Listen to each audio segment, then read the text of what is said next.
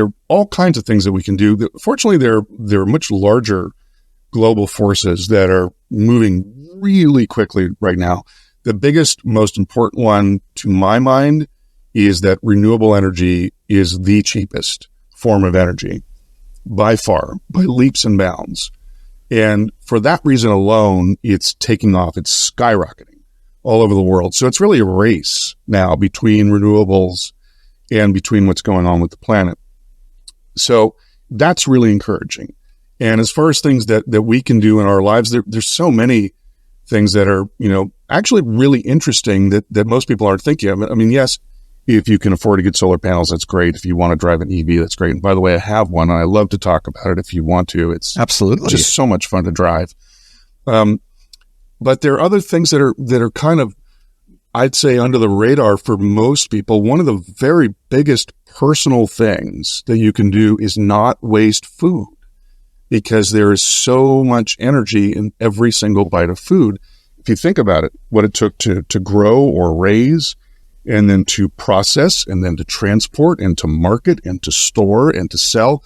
I mean, all of that energy went into that food, and we discard 40% of our food in this country. It is a shocking figure, and we all do it. And so if we just think more carefully about not doing that, that's a huge lever, personal lever. Another big one is beef, and not everybody wants to hear about this, but beef is incredibly not climate friendly because of land use and also because of methane.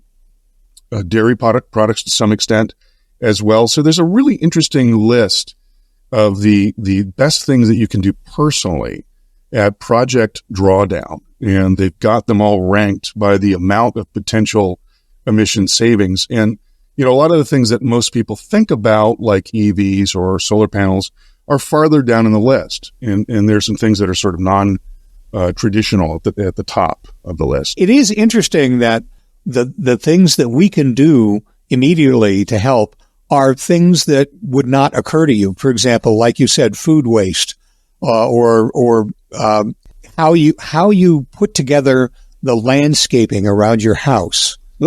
Those kind of things are things that you could do to help the environment right away. There are things individuals can do close to home that help out a lot.